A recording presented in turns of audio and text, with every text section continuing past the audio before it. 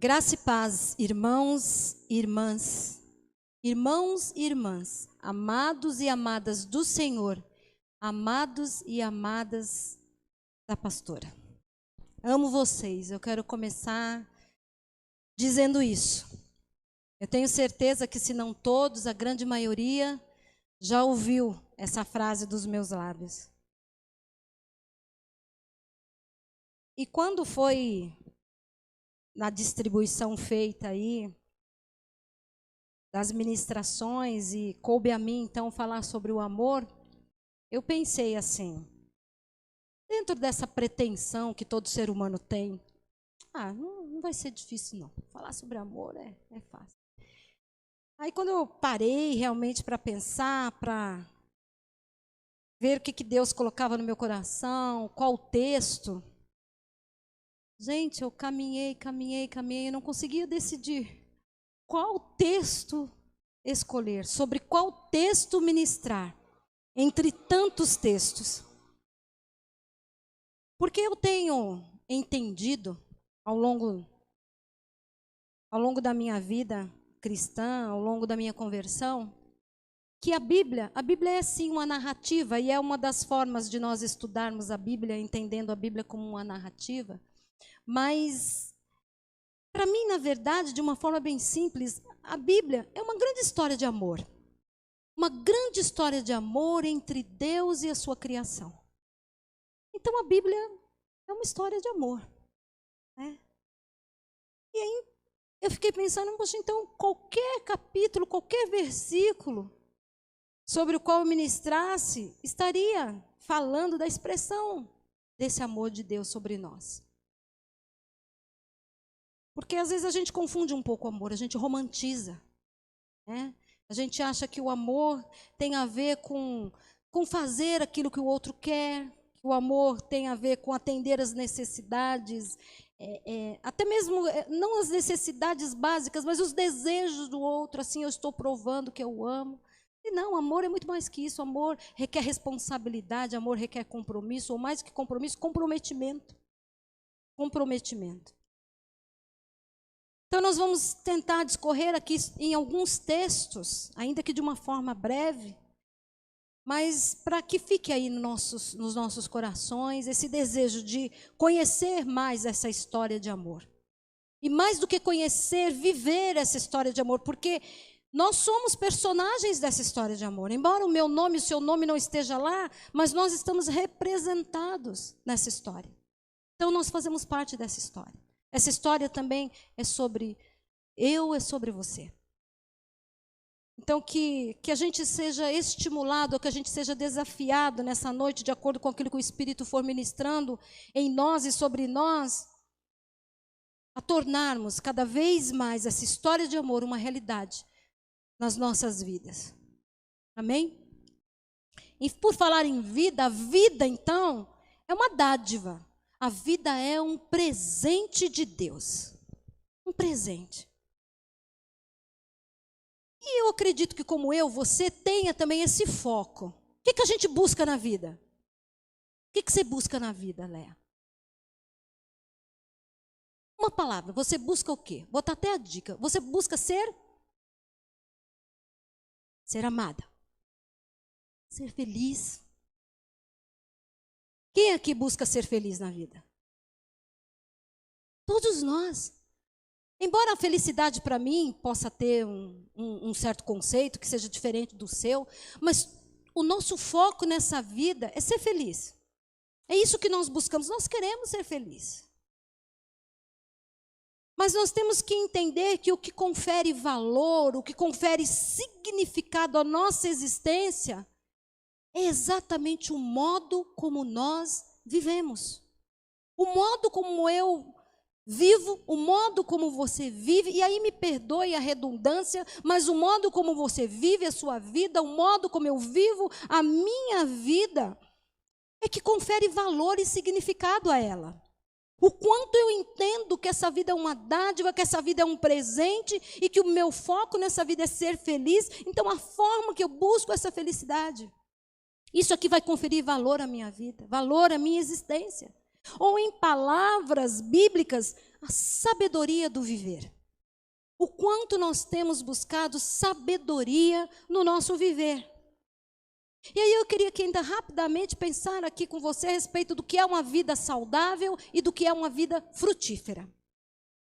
Nós podemos dizer que uma vida saudável, ou quando nós vivemos uma vida saudável, é exatamente quando nós caminhamos na direção ou na busca dessa felicidade que todos nós ansiamos. Então a minha vida é saudável na medida em que através do valor, do significado que eu confiro a ela, eu busco essa minha felicidade.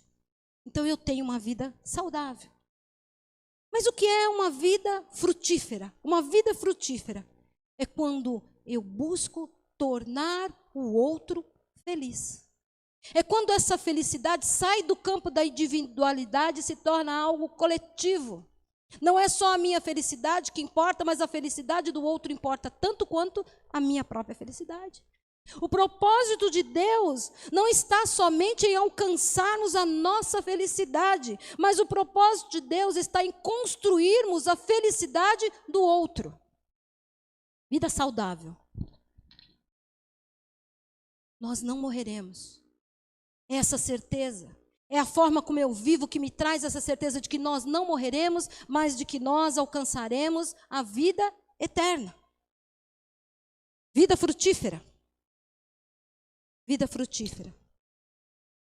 Nos traz a lembrança de que, ou nos traz o desafio de vivermos a nossa vida de tal forma a sermos lembrados mesmo após a nossa morte, através dos frutos, através do legado que nós deixaremos. Mateus 7,16 diz: pelos frutos os conhecereis. Gálatas 5:22, aí eu vou pedir para você abrir.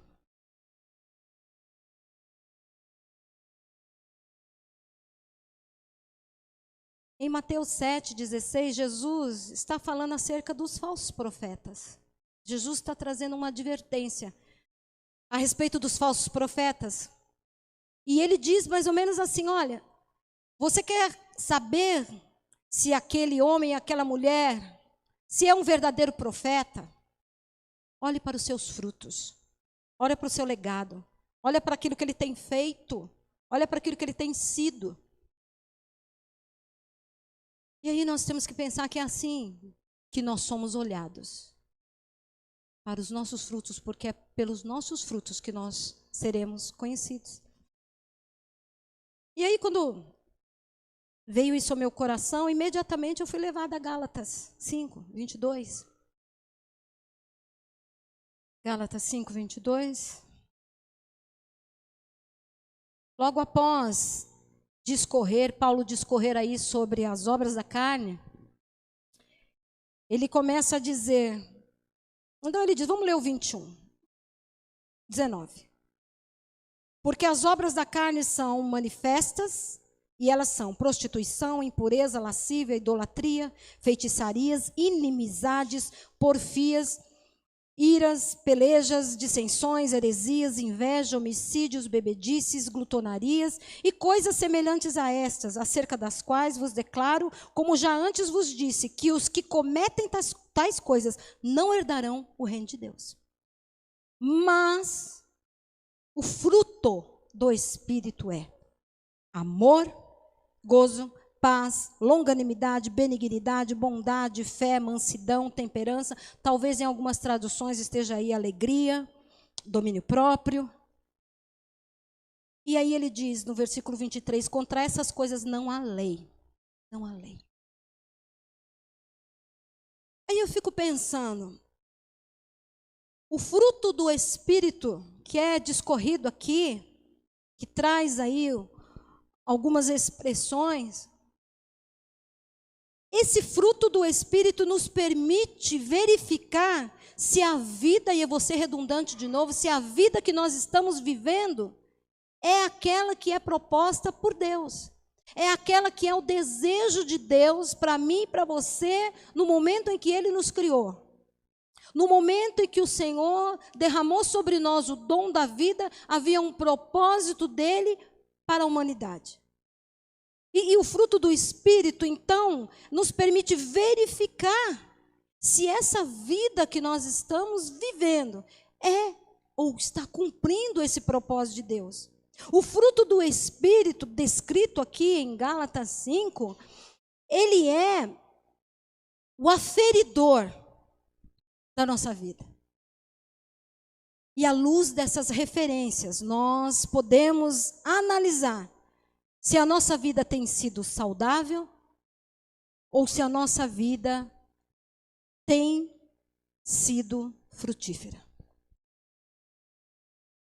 A sua vida tem sido saudável? Você tem vivido de maneira a buscar a vida eterna? Você tem vivido a sua vida de forma a manifestar ou a agradecer essa vida eterna proposta por Jesus para você? E você tem tido uma vida frutífera, você tem buscado viver esse fruto do Espírito, ou você tem permitido que esse fruto do Espírito se torne uma realidade na sua vida? Quais são os frutos pelos quais você tem sido conhecido? Ou será que nós temos sido conhecidos mais pelas obras da carne do que pelo fruto do Espírito? Porque o fruto do Espírito, você pode pensar, mas isso é muito difícil. Não.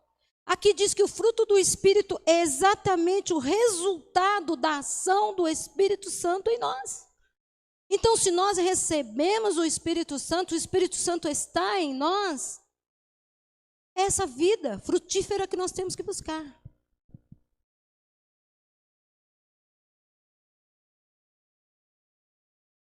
E é interessante que na relação aqui do fruto do Espírito, o primeiro que se apresenta é o amor. E há quem diga que o amor engloba todos os outros componentes desse fruto. Se nós aprendermos a amar, nós já teremos aprendido tudo que a Bíblia nos ensina. Aí eu quero que você abra também em 1 João 4.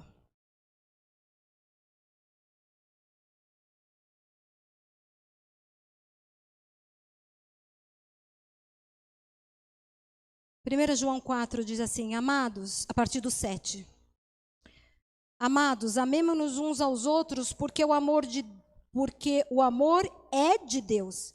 E qualquer que ama é nascido de Deus e conhece a Deus.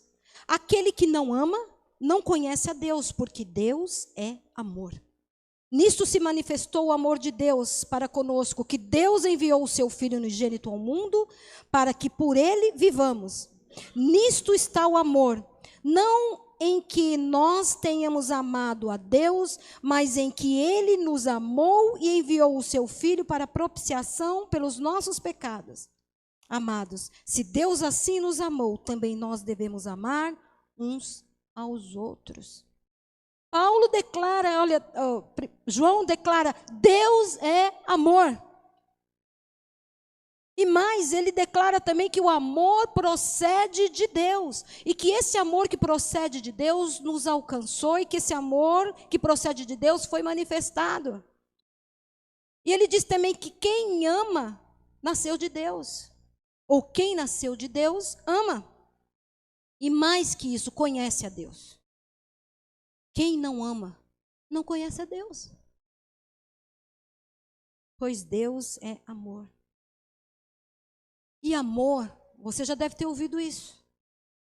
Mas nós precisamos, eu tenho dito isso, às vezes nós precisamos repetir aquilo que nos parece óbvio. Amor não tem a ver com sentimento. Esse amor proposto por Deus não tem a ver com sentimento. Esse amor proposto por Deus tem a ver com decisão. Esse amor proposto por Deus tem a ver com obediência. Porque aqui diz, olha, quem conhece a Deus ama, quem não conhece a Deus não ama. Então esse amor tem a ver com um conhecimento que eu tenho de Deus. Se eu verdadeiramente conheço a Deus, sei quem é Deus, sei a essência, conheço a essência de Deus, eu amo. Se eu não amo, eu não conheço a Deus, e não adianta dizer que conhece, não adianta dizer que é fiel, não adianta dizer que está na igreja há tantos anos, que é convertido há tantos anos, porque se você não ama, você não conhece a Deus. E amor não tem a ver com sentimento, tem a ver com decisão. Eu decido amar apesar de. Apesar de, eu decido amar.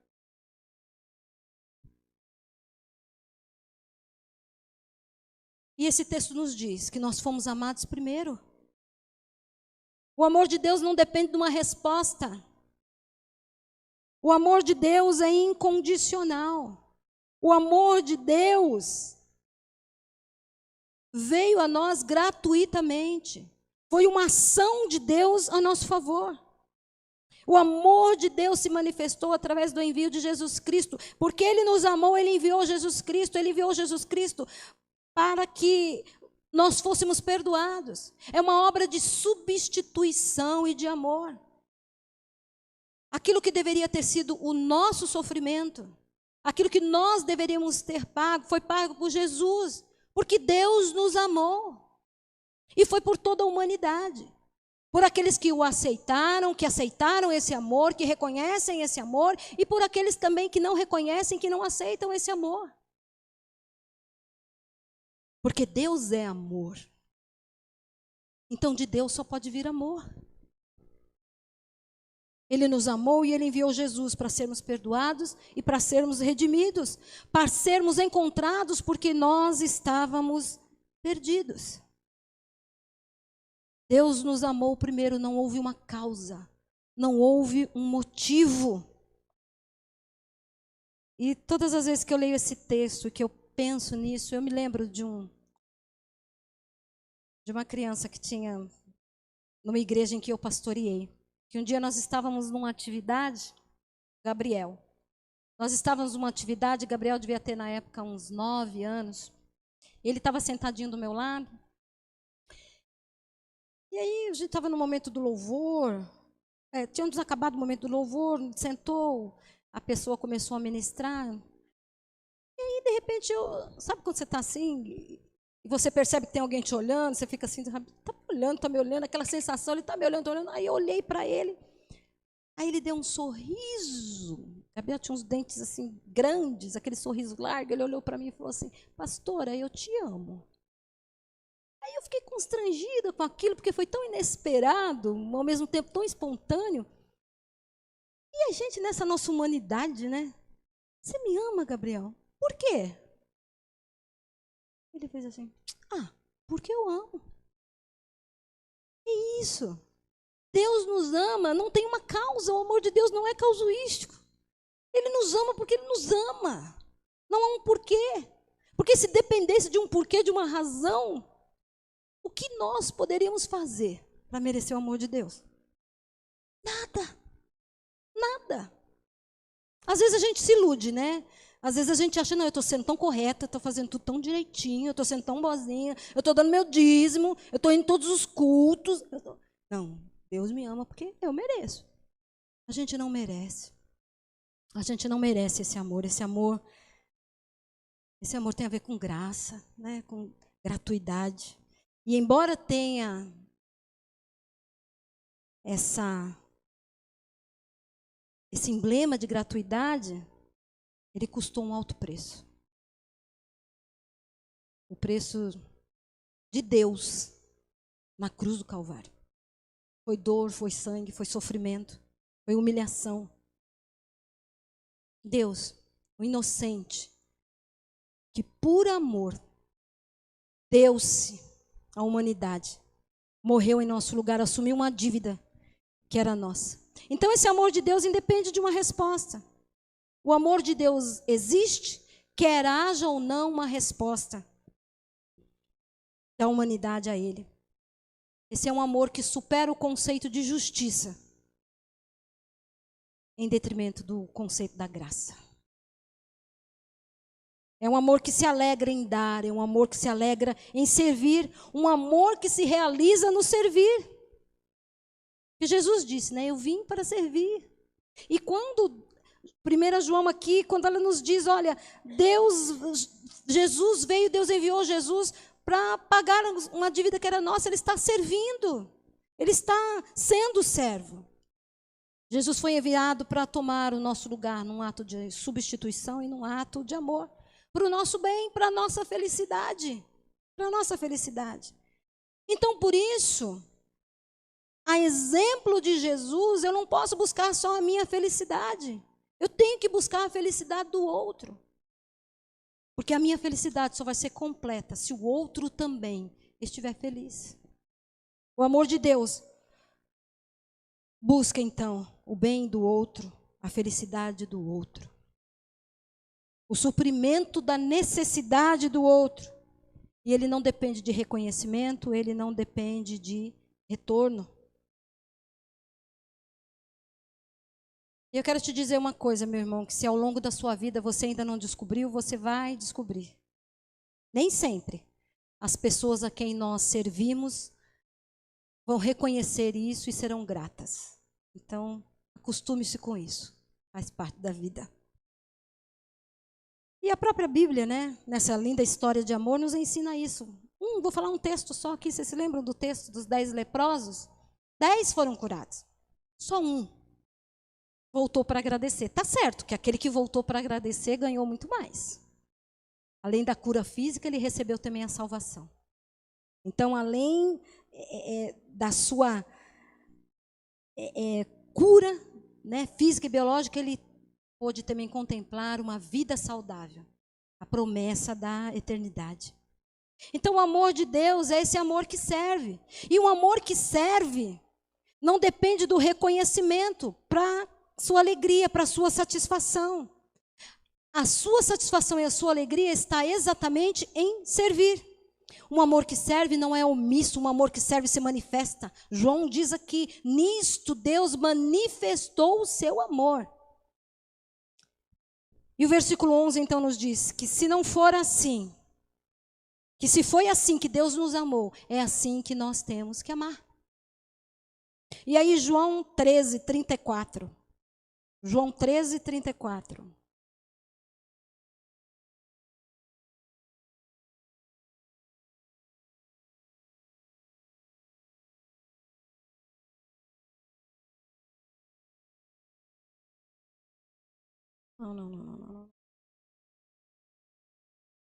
Não é João 13, 30, João 13, 34. Diz assim, palavras de Jesus, um novo mandamento vos dou, que vos ameis uns aos outros, como eu vos amei a vós, e que também vós uns aos outros vos ameis. O padrão muda. O padrão, então, trazido pelos profetas, trazido pela lei, era amar a Deus sobre todas as coisas e ao próximo como a ti mesmo. A partir de Jesus Cristo, a partir desse sacrifício revelado e manifestado, o padrão de amor muda. Agora não basta mais amar a Deus sobre todas as coisas e ao próximo como eu amo a mim. Mas eu tenho que amar o meu próximo como Cristo me amou. E como foi que Cristo me amou? Cristo me amou a ponto de dar a sua vida por mim. Esse é o padrão. Eu tenho que amar a você e você tem que amar a mim, ao ponto de morrermos um pelo outro. Isso é muito sério. Esse é o padrão. É o padrão com o qual você foi amado. O meu amor por você e o seu amor por mim, sendo mediados pela presença de Cristo em nós. O nosso amor no padrão do amor de Cristo. Porque, amado, se não for assim, ou só assim é possível cumprirmos a palavra de Deus quando diz que nós devemos amar até os nossos inimigos. Se nós não entendemos que o padrão é esse, nós não vamos conseguir amar os nossos inimigos. Nós não vamos conseguir perdoar, porque perdão é outra característica de quem ama como foi amado. Nós só conseguimos perdoar aqueles que nos magoam, aqueles que nos ferem, aqueles que nos traem, se o amor de Cristo estiver manifestado em nós. E um texto bíblico que nos fala bem a respeito disso, nós não precisamos abrir, depois você lê na sua casa, mas é um texto conhecido, a parábola do bom samaritano. O bom samaritano foi um grande exemplo de amor. Amou um inimigo. Judeus e samaritanos eram inimigos. manifestou esse amor, porque o amor não pode ser só de fala. O amor tem que ser manifestado em obras. E o bom samaritano, ele manifestou esse amor. Ele socorreu, ele cuidou, ele empenhou dinheiro, tempo, cuidado. Então o amor não pode ser só de fala, ele tem que ser expresso, ele tem que ser manifestado. E esse novo padrão exige viver comunhão numa unidade perfeita, como é a Trindade. A Trindade é uma unidade perfeita. 3 pessoas em uma.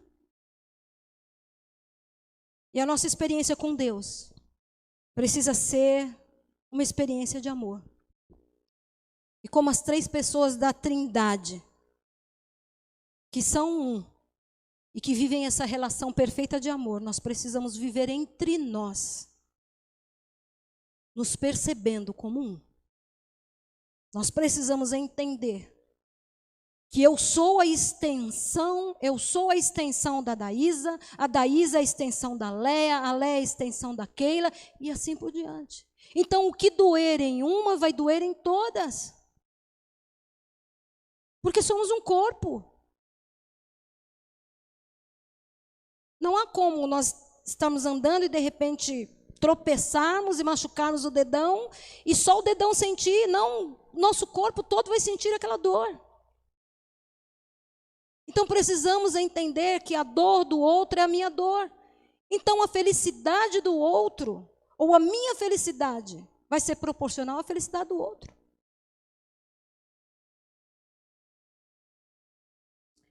Vivendo como um numa perfeita relação que manifesta um amor perfeito. Vivemos como um numa perfeita relação que manifesta um amor perfeito. E nisso nós vamos experimentar a imagem e a semelhança de Deus. Porque só quando nós aprendemos a amar como fomos amados, aí nós seremos sim a imagem e a semelhança do nosso Deus. Eu estava escutando uma ministração outro dia sobre Adão e Eva.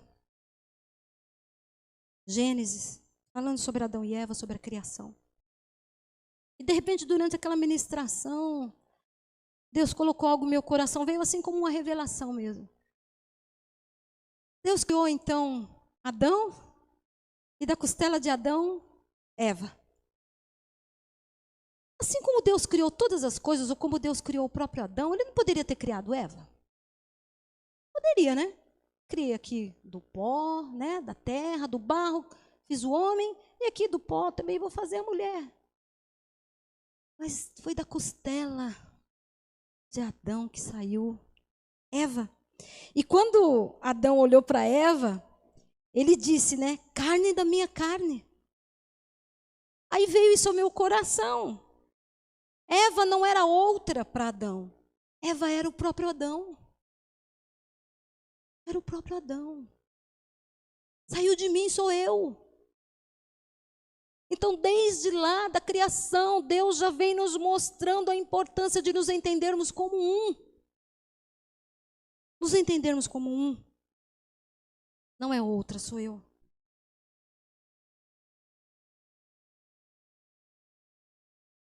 E nessa experiência relacional de amor, que é o grande desejo de Deus para todos nós.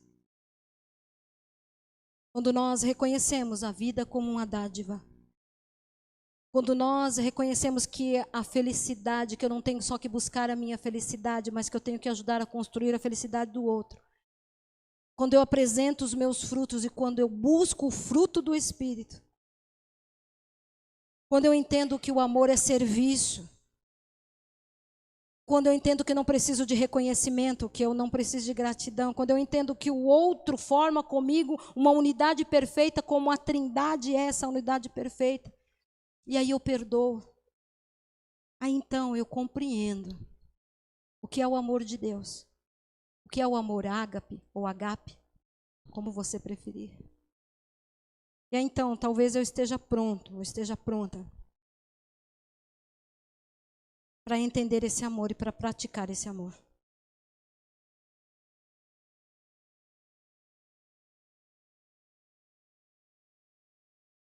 Eu quero te convidar a fechar os seus olhos e colocar na presença do Senhor.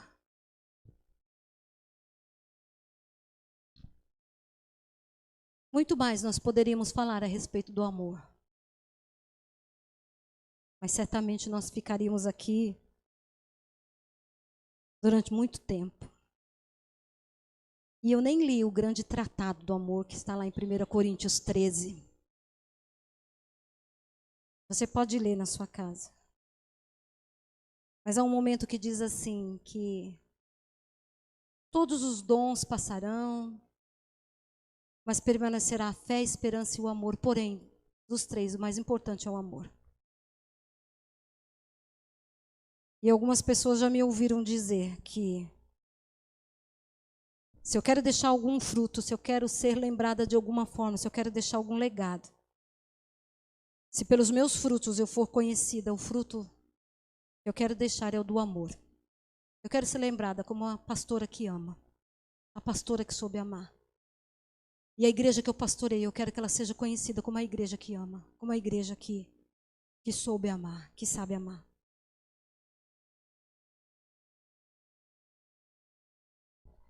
Vamos orar? Senhor Deus e Pai Todo-Poderoso, nós nos colocamos diante de Ti, Senhor. Entendendo, compreendendo que Tu és a expressão perfeita do amor, que Tu és o amor. Entendendo também, Deus, que em nós há muitas falhas. Entendendo que muitas vezes nós não amamos como fomos amados, como somos amados.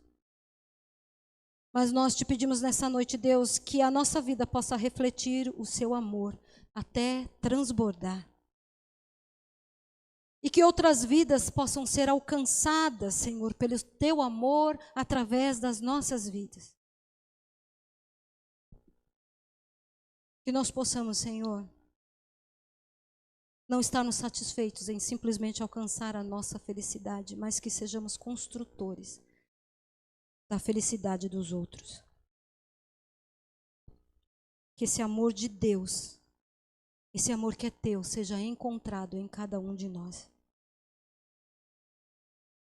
A nossa maior oração nessa noite é que o Senhor nos ensine a amar. Em nome de Cristo Jesus que oramos. Amém e amém.